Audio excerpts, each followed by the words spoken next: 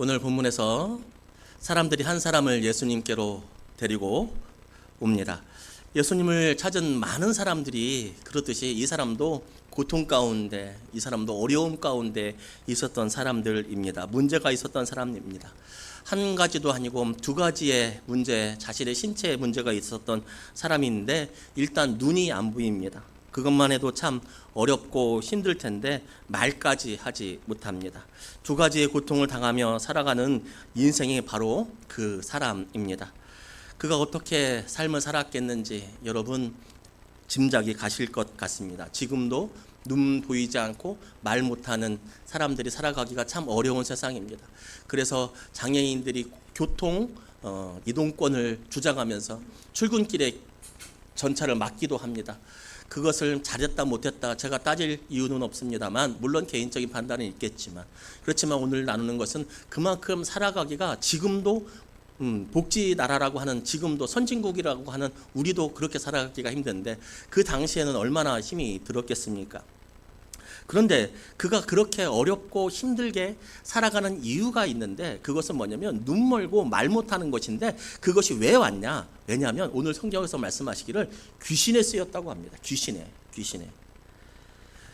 여러분, 우리가 사는 지금 귀신에 쓰인 사람이 있습니까? 없습니까? 있을까요? 없어요? 귀신에 쓰인 사람들. 물론 말하지 못하고 눈으로 보지 못하는 사람들이 다 귀신에 쓰인 건 아니죠. 그렇지만 이 세상에 우리가 살아가는 이때에 귀신에 쓰인 사람이 있을까요? 없을까요? 대표적으로 제일 딱 드러난 사람들이 누구예요? 무당들이죠. 무당들은 자기 스스로도 자기가 귀신에 쓰였다고 이야기하죠. 귀신의 영향력을 받으며 살아간다고 이야기해요. 귀신이 쓰였다. 이 표현이 조금 거부감이 들면 귀신의 영향력 아래 살아간다. 악한 영의 영향력 아래 살아간다. 이렇게 받아들여도 괜찮습니다. 그러면 우리 중에 귀신이 쓰인 사람들, 이 시대에도 분명히 있을 건데 귀신에 쓰인 사람들이 우리나라에 몇 명 정도 있을까요? 대충 한 100만 명 정도 귀신에 쓰였을까요? 100만 명? 너무 많은가요? 한 500만 명 정도 귀신에 쓰이면서 살아갈까요? 그것도 귀신에 쓰이는 것은 귀신의 영향력 아래, 악한 영의 영향력 아래. 여러분, 통계로 보면 우리나라에 4천만 명이 귀신의 영향력 아래 살아갑니다. 4천만 명. 이게 제가 무슨 얘기를 하는지 아십니까? 여러분, 무당처럼 귀신에 쓰인 것이 대본에 딱 드러나는 경우가 있어요. 그렇지만 귀신의 영향력 아래, 악한 영의 영향력 아래 살아간다라고 하는 것은 바로 예수를 믿지 않는 게 바로 귀신의 영향력 아래 살아간다라고 하는 의미이거든요. 그분들이 5명 중에 1명꼴로 4천만 명이나 된다는 사실 여러분 있습니다. 귀신에 쓰인 사람이 뭐가 그렇게 많으냐고 할 수 있겠지만 예수를 믿지 않는 것이 악한 영의 영향력 아래 살아간다는 것입니다. 이렇게 반문할 수 있겠습니다. 너무 말이 심한 것 아니냐고, 너무 배타주의 아니냐고, 예수 안 믿으면 다 귀신에 쓰인 거냐고, 다 귀신의 영향력 아래 살아가는 거냐고, 그렇게 말씀할 수도 있겠습니다. 네, 그렇게 말씀하는 것 저도 어느 정도 동감합니다. 속상하고 너무나 반감이 들겠죠. 그렇지만 30절 말씀에서 예수님이 이렇게 말씀하십니다. 나와 함께하지 아니하는 자는 나를 반대하는 자들이고, 나와 함께 모으지 아니하는 자는 나를 해치는 자다. 우리를 해치는 자다. 그러니까 무슨 얘기냐면, 인간은 하나님에 속한 사람이든지 아니면 악한 영에 속한 사람이든지 둘 중에 하나라고 하는 것입니다. 중립지대는 없습니다. 하나님의 백성이든지 아니면 본문에 나오는 사탄 나라의 노예든지 둘 중 하나입니다. 예수를 주로 고백하시는 분들, 바로 우리는 하나님 나라의 백성일 것입니다. 그러나 아직 고통당하는 4천만 명, 아니 수십억이 있다는 것을 우리는 기억해야 합니다. 오늘 이 사람처럼 귀신에 쓰여서 눈 멀고 말 못하는 것은 아닙니다. 귀신이 쓰여서 눈 멀고 말 못하고 무당처럼 귀신의 소리가 들리는 사람들, 무당처럼 어떤 형상들이 보이는 사람들을, 그런 사람들이 다 귀신에 쓰인 사람들은 아닙니다만, 예수를 믿지 않고 하나님을 믿지 않는 사람들은 다 악한 영의 속임수에 따라서 인생을 살아가는 사람들입니다. 그렇게 살다가 그렇게 죽으면 하나님의 심판대 앞에 설 수밖에 없는 사람들입니다. 이 이야기를, 이 구원의 이야기를 다른 종교에서는 너무나 배타적이라고 얘기합니다. 네, 그렇습니다. 기독교는 다른 모든 것들은 허용할 수 있고 봐줄 수 있고 형식도 그것도 모든 것들을 파괴할 수 있지만 일치되어야 되는 것은 있습니다. 우리는 아무 것이나 다 타협하는 종교가 아니라 본질에는 일치하는 종교입니다. 그 본질 중에 가장 중요한 것은 무엇이냐면 예수만 구원의 길이다라고 하는 사실입니다. 예수만 구원의 길. 그리고 예수를 믿는 것, 그것을 믿지 않으면 예수를 믿는 게 아니라 악한 영의 미혹 속임수 아래 살아가는 사람들이다 라고 하는 것이죠. 지금은 잘 살고 있는 것 같아 보여도 교회 다니는 나는 못 살고 교회 안 다니는 저 사람이 잘 사는 것 있는 것 같아 보여도 여러분보다 훨씬, 아니 비교할 수 없을 정도로 가련한 인생이 그의 인생 아니겠습니까? 예수 믿는 게 중요합니다. 이 사람은 눈 멀고 말 못하는 이 사람은 예수를 만났습니다. 그리고 귀신에게서 노임받았습니다. 우리도 그렇습니다. 우리도 예수를 믿었습니다. 그리고 예수를 믿는 동시에 우리는 성령의 인도하심, 성령의 지배를 당해서 살아갑니다. 우리 안에는 악한 영이 틈탈 수가 없습니다. 우리를 만질 수도 없습니다. 사탄은 우리를 만질 수도 없습니다. 가끔 예수 믿는 사람들 이야기하다 보면 집사님한테, 성도님한테 사탄이 역사하는 거야, 그렇게 말하는 뜻은 알겠지만 그것은 그럴 수가 없습니다. 우리 안에는 사탄도 있고 성령도 있고 두 개 하나만 있는 게 아닙니다. 우리에게는 온전히 성령만 있습니다. 그러니까 사탄 반, 하나님 반, 이게 아니라 성령만 있는 겁니다. 그런데 사탄은, 악한 영은 다른 곳에서 우리를 유혹할 뿐이죠. 하나님 나라를 볼 수 있게 되었습니다. 하나님의 뜻을 외칩니다. 이 말을 제가 처음 한 말이 아니라 우리 기독교의 2000년 기독교의 역사 중에 훌륭하신 분이 많은데 종교개혁자 루터라고 하시는 분이 이렇게 제가 했던 말을 했습니다. 이 루터의 말을 제가 간략하게 쉽게 요약하면 이것은 그렇습니다. 자, 구원에 관하여는 인간은 나귀와 같아서 하나님 아니면 마귀가 올라탄다. 그리고 올라탄 존재가 명령하는 곳으로 갈 수밖에 없다. 그러니까 우리 인간은 다 나귀라는 겁니다. 그래서 우리 위에 마귀가 올라타든지 성령이 올라타든지 둘 중에 하나가 올라타게 될 것인데, 마귀가 올라타는 사람들은 끝은 멸망이고 성령께서 올라타는 사람들은 구원이다라고 하는 역사를 보여주고 있죠. 우리는 귀신을 등에 달고 사는 사람이 아닙니다. 귀신의 영향력 아래에 있는 사람들이 아닙니다. 우리는 성령, 하나님을 마음속에 모시고 살아가는 사람들입니다. 귀하시고 복되신 여러분, 우리 등에 귀신이 있는 게 아니라 뭐가 있다고요? 성령이 있다고요. 요즘 어깨가 뻐근하지? 왼쪽 어깨에 뭐가 앉았어. 우리는 그게 아니라 왼쪽 어깨, 오른쪽 어깨, 우리의 삶, 우리의 미래, 우리의 뒤, 우리의 모든 삶 속에서 성령께서 역사하시는 존재라고 하는 것이죠. 여러분, 그러면 소망이 생깁니다. 인내할 수 있습니다. 그러면 오늘 하루 의미를 찾을 수 있습니다. 다른 사람과 비교하지 않을 수 있습니다. 왜냐하면 이미 하나님은 나를 구속해 주셔서 자신의 자녀로 삼아 주셨고 자신의 인도함을 원하고 우리가 동행해 주시기 때문에 그렇습니다. 여러분, 다른 사람과 비교해서 못나 보이고 다른 사람과 비교해서 내가 정말 아무것도 아닌 것 같아 보이고 그렇게 경쟁하면서 살아가는 이 세상 속에서 하나님은, 성령은 그렇게 말하지 않고 너는 존귀하고 보배로운 자다 이렇게 말씀하고 있습니다. 네가 헌금을 해서 보배로운 자가 아니라, 네가 예배를 잘 드려서 보배로운 자가 아니라 내가 너를 보배롭게 만들었다라고 얘기하고 있습니다. 천지의 창조주가, 지혜야, 너는 보배로운 사람이래. 제 오케이? 아멘을 아직 못 배웠어. 그래서 고개를 끄덕였어. 그게 아멘이야. 그게 아멘.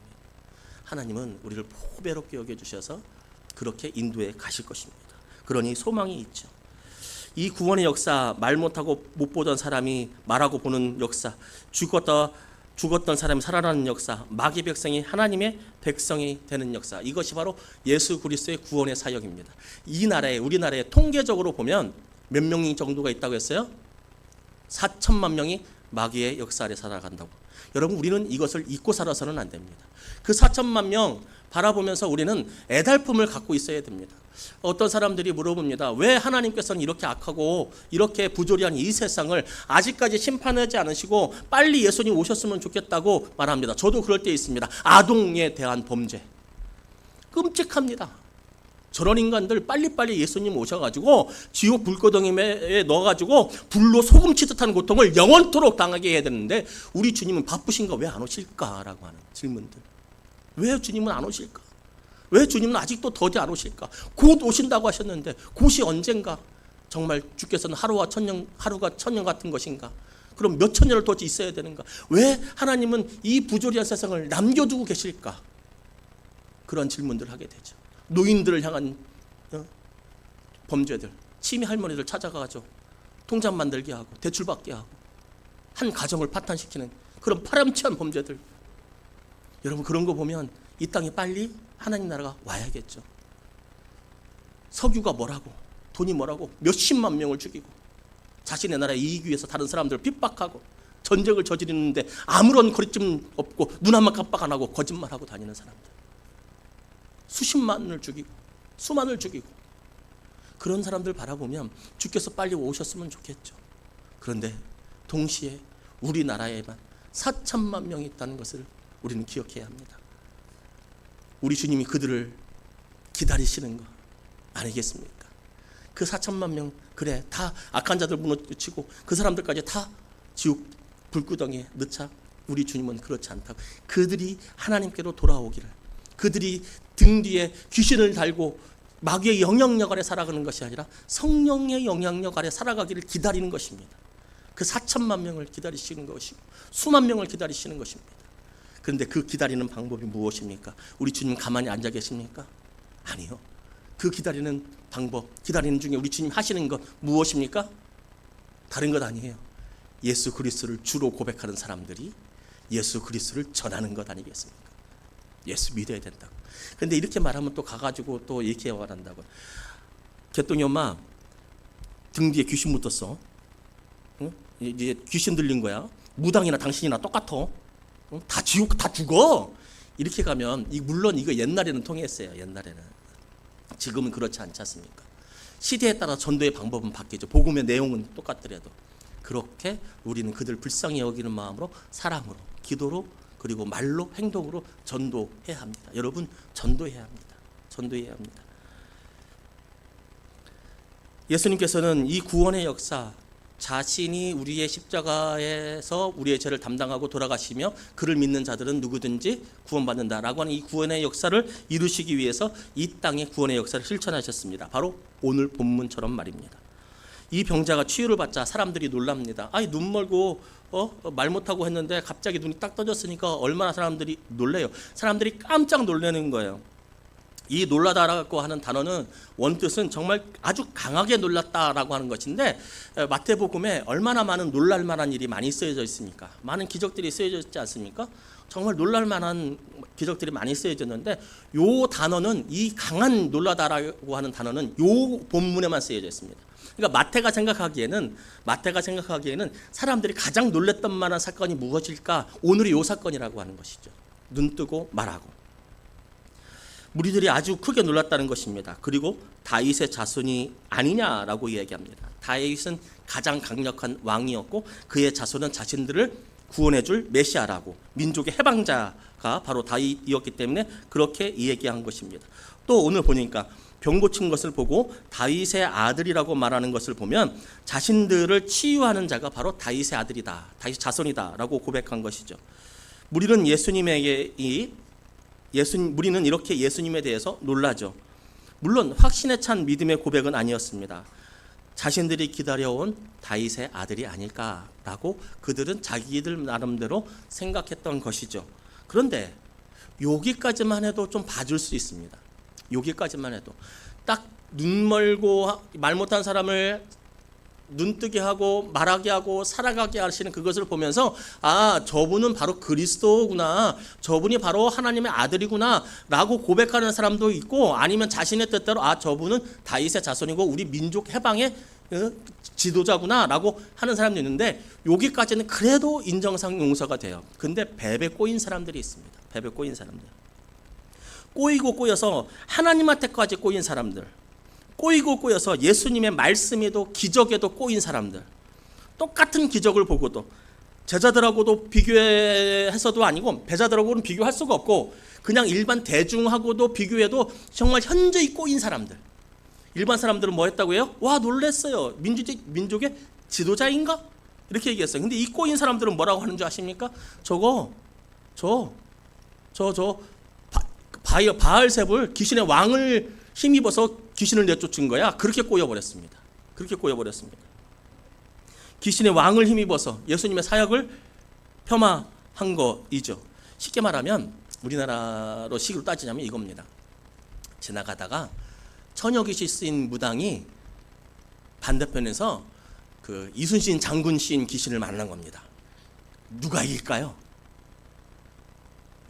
모르겠어요? 처녀귀신이 만만치가 않아요? 누가 이길까요? 이순신 장군이 이기지 않을까요? 뭐 지나가다 몽달 귀신 쓰인 사람이 지나가다가 장군신 오는 그 만신이라고 그러죠. 막 큰 만신 오죠. 아이고 그 강아지들이 강아지 팔아다니는 사람들 있죠.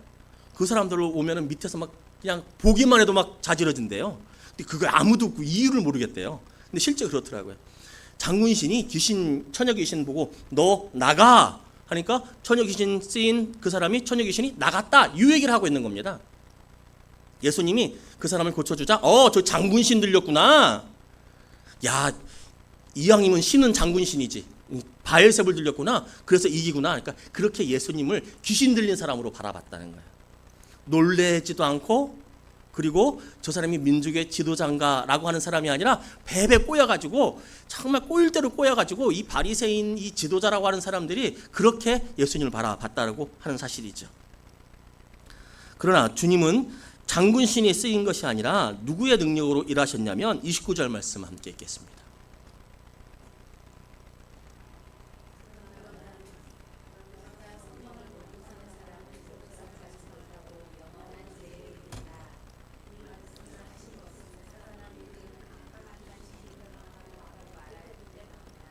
아멘. 그러나 나는 누구의 힘으로? 29절 말씀 성령의 힘으로. 성령의 힘으로. 28절 말씀입니다. 죄송합니다. 다시 한번 읽겠습니다. 시작. 힘으로.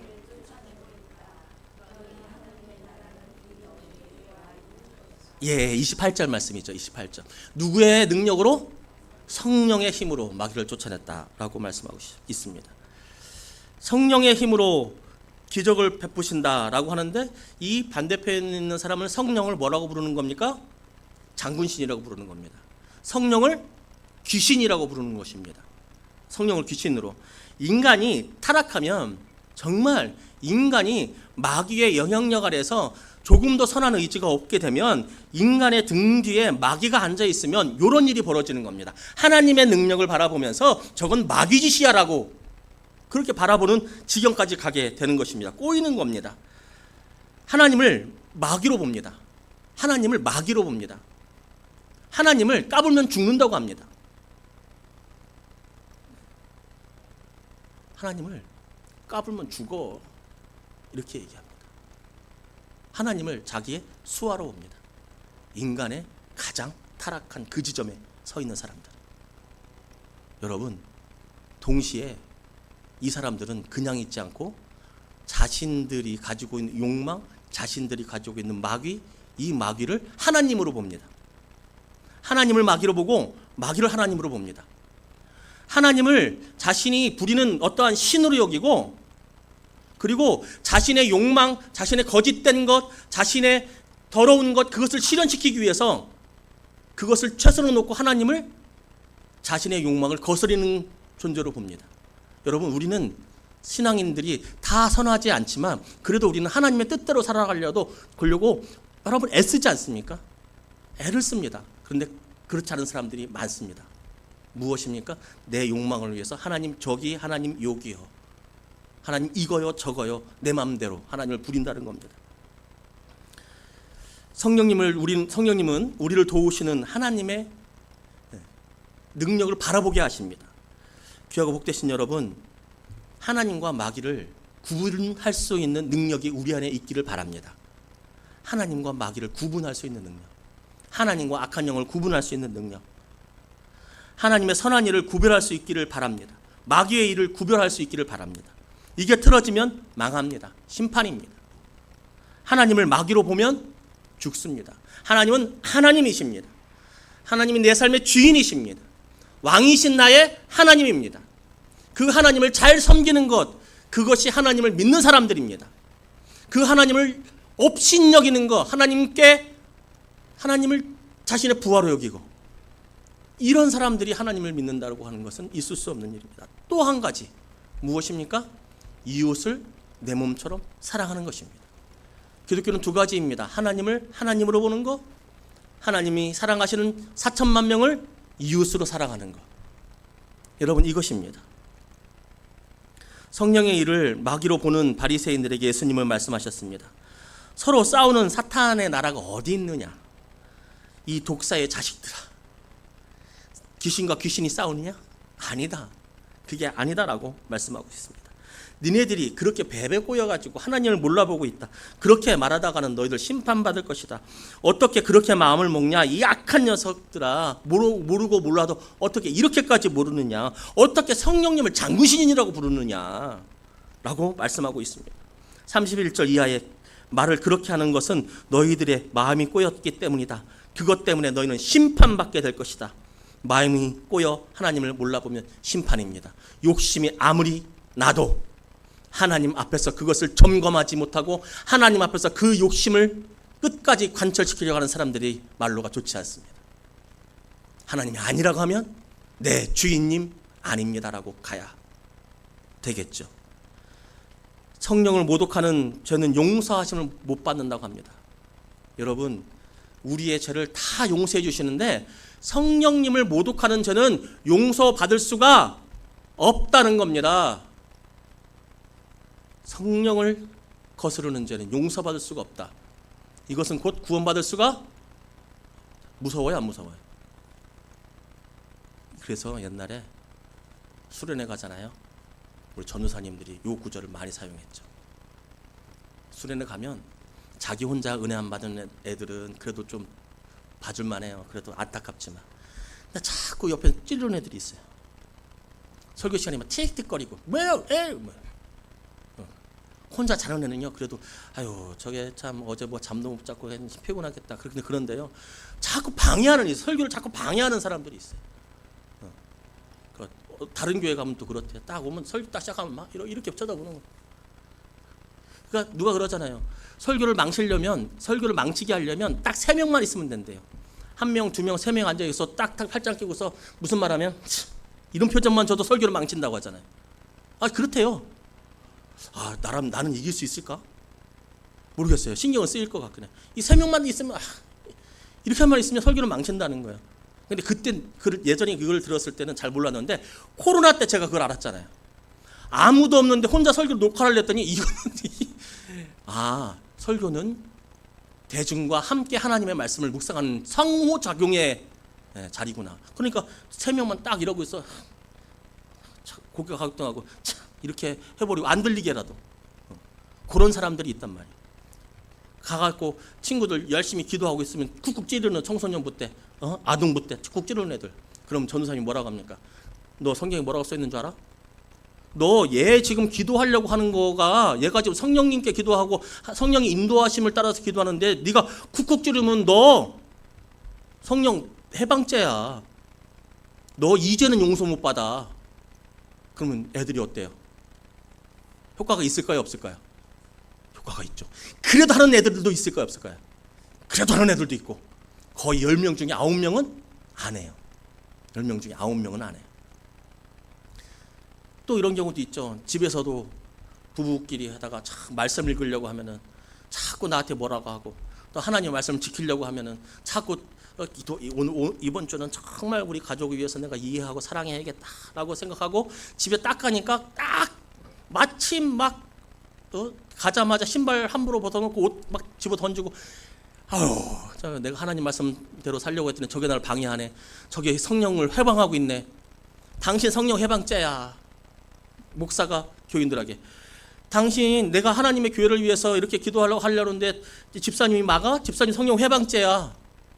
여러분, 이게 과연 요 말일까요? 요 말일까요? 근데 비슷하기는 비슷해요, 안 비슷해? 맥락이 비슷해요. 너 옆에 사람 기도 못하게 하는 거 성령 해방죄야?